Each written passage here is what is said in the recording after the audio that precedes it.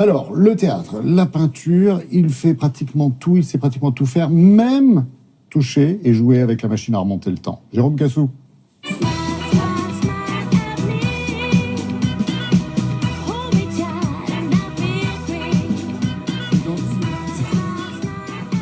Bienvenue à bord, Jérôme. Alors, ah oui, bonjour. Promenons-nous dans les années 20. Ah oui, alors en fait... Il y a pile un siècle, hein. Ben oui, parce qu'en fait, je vous emmène dans le quartier de Montparnasse. Ah, ça aurait pu être le quartier du comte de Saint-Germain. Oui, et ben c'est pas très loin de Saint-Germain, et c'est vrai que tous les artistes de Saint-Germain-des-Prés sont à Montparnasse, en fait, dans les années 20, puisqu'en fait, il va y avoir un événement absolument phénoménal. Il faut savoir que Montparnasse, à l'époque, c'est le vivier de toutes les plus grandes brasseries, hein. Il y a le Dôme, il y a la Closerie des Lilas, et puis il y a le Select, qui depuis 1923, donc, fait vraiment office de référence pour tous les intellectuels. Et juste en face, donc du côté père du boulevard Montparnasse, il va y avoir donc 2 Aveyronnais qui vont décider d'ouvrir un ancien dépôt de bois et de charbon et le transformer en coupole. Voilà. Et la coupole, en fait, depuis ces années-là, vont absolument absorber tous les plus grands artistes. Alors, Joséphine Baker arrive avec son Guépard. D'accord. Mistinguett avec ses boys. Et qui s'occupe du régime de banane, alors? Ah bah justement, et il y a justement Kiki de Montparnasse qui est l'emblème de Montparnasse et qui va donc se baigner nu dans la fontaine centrale de la coupole. Il faut savoir qu'il y a plus de 1000 couverts qui seront donc proposés aux convives, 400 serveurs. Et l'inauguration de 1928, bah, c'est effectivement 1500 bouteilles de champagne pour 2500 invités, donc c'est juste énorme. Ça coûte plus cher que les images achetées à l'INA.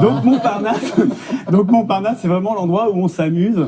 Et donc ces Aveyronnais vont avoir d'ailleurs un coup de génie, puisqu'ils vont faire appel à tous les plus grands décorateurs art déco de l'époque, et surtout ils vont demander à des artistes pas très connus, par exemple Matisse, Fernand Léger, Kissling, vous voyez, des jeunes qui démarrent. Voilà, des jeunes qui démarrent, plus d'autres artistes, pour recouvrir les 33 piliers symétriques qui sont donc dans cet espace transformé en salle de réception. Oui, ouais, on fait la fête, on s'amuse, d'accord, mais c'est culturel. Voilà. Il va placer les signatures. Voilà. Et alors, 1 an plus tard, on crée le dancing.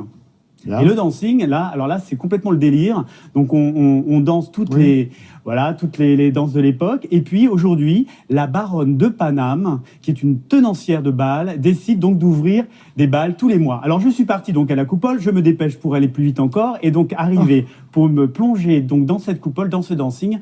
Et j'étais au mois de décembre. C'était le thème de l'Asie. On y va. Ah, ouais.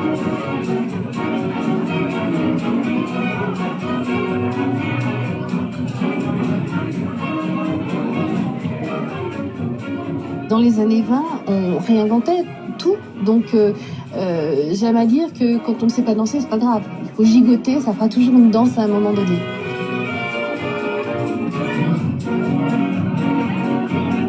On remue les gambettes, on remue les bras. En fait, ce qui est important, c'est l'énergie.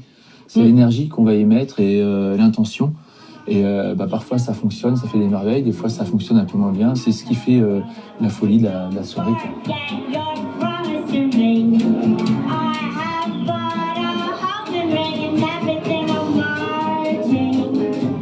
On me demande, est-ce qu'on doit être absolument déguisé pour la soirée ? On corrige tout de suite. Personne n'est déguisé dans la soirée.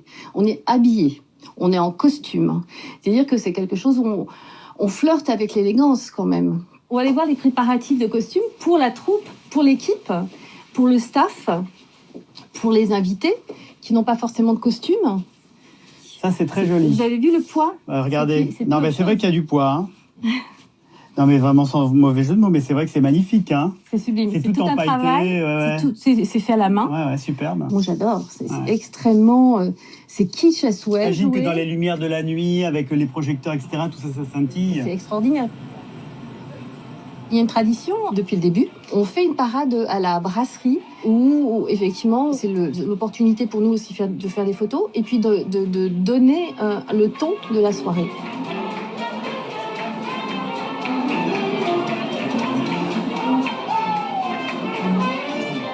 Alors, ce qu'ils viennent faire ici, ce qu'ils viennent chercher ici, c'est un peu...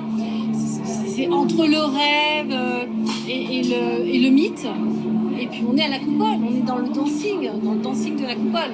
Donc c'est un lieu chargé, c'est un lieu où il y a eu toute une histoire festive, très riche, et qui est propre à Paris. Ce que moi j'appelle le savoir-fête, très Frenchy, très typique, qui est lié à la la culture du bal.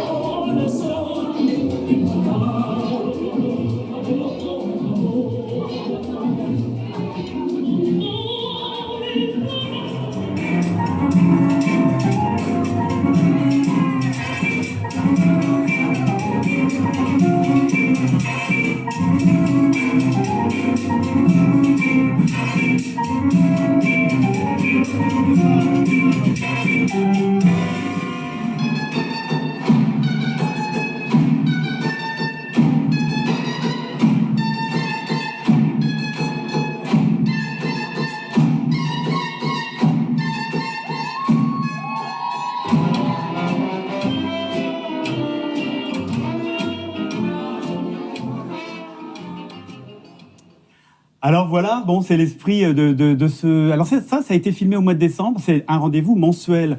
Donc là, en fait, dans une semaine, vous allez pouvoir aller au prochain bal de la Coupole. Et là, le thème, c'est Frida Kahlo. Donc oui, il vous reste une semaine pour vous préparer. Allez chercher chez les brocanteurs, trouvez des habits, habillez-vous à l'époque avec élégance et raffinement, s'il vous plaît. Et je vous dis à la prochaine fois, j'y serai peut-être. Et avec élégance, on vous dit merci. Voilà, merci merci beaucoup. Allez.